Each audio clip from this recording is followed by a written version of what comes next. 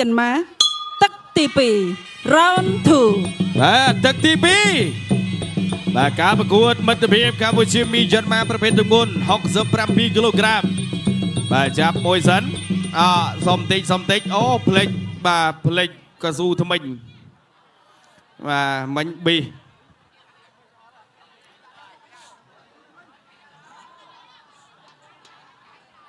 បាទបាត់កស៊ូថ្មិញគាត់បាត់ហើយ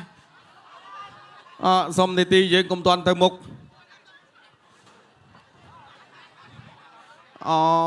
បាទមែននេះមកវិញហើយ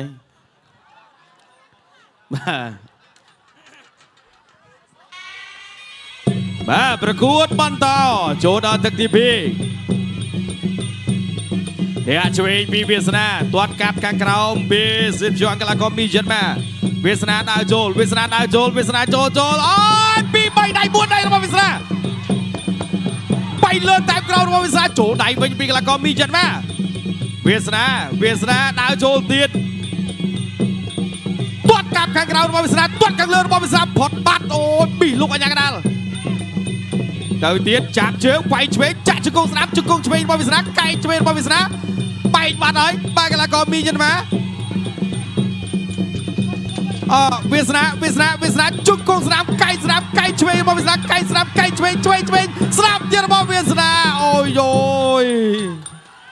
បាទ1 2 3 ប្រាក់ឧបត្ថម្ភ2លានណា5 6 7 8បាទឈាមពេញតៃមុខបាត់ហើយបាទចូលកែងរបស់វាសនាឃើញទេបាទប្រាក់ឧបត្ថម្ភពីគណៈធិបតីបាទវាសនាកាចកាន់តែខ្លាំងហើយណាបាទកម្លាំងនឹងធម្មពលដូចភេទជ្ជៈបើកម្លាំងវើកដាក់មកកំប៉ុងទៅរឹតតែកម្លាំង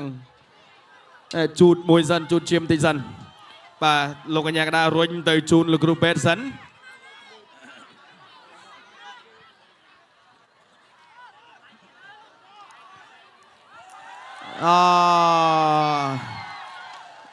គាត់ថាគាត់អាចវាយបានអត់ទេលោកគ្រូពេទ្យថានៅហើយបាទគាត់ថាគាត់វាយបានតែលោកគ្រូពេទ្យប្រាប់ថាអត់ទេនៅបាទ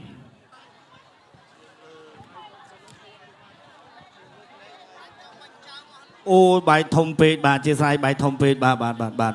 ចិត្តរបស់គាត់នៅប្រយុទ្ធបាទចិត្តរបស់គាត់នៅមានប៉ុន្តែបាទបែករបួសធំពេកចឹងលោកគ្រូពេទ្យសម្រាប់ហើយបាទគាត់ថាខ្ញុំនៅវាយបានប៉ុន្តែលោកគ្រូពេទ្យថាអត់កើតទេកន្លែងហ្នឹងគ្រោះថ្នាក់បាទតាមការពិតបាទបែកពីខាងឆ្វេងខាងស្ដាំអីអត់អីទេតែរឿងតបកភ្នែកនេះអាចឈាមចូលភ្នែកមកបញ្ហា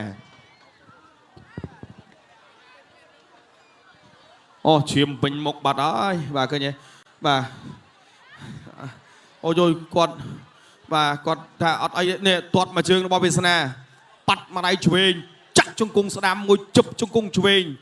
កែងឆ្វេងរបស់វាសនាកែងស្ដាំរបស់វាសនាឆ្វេងរបស់វាសនាឆ្វេងរបស់វាសនាកាប់កែងខាងស្ដាំទៀត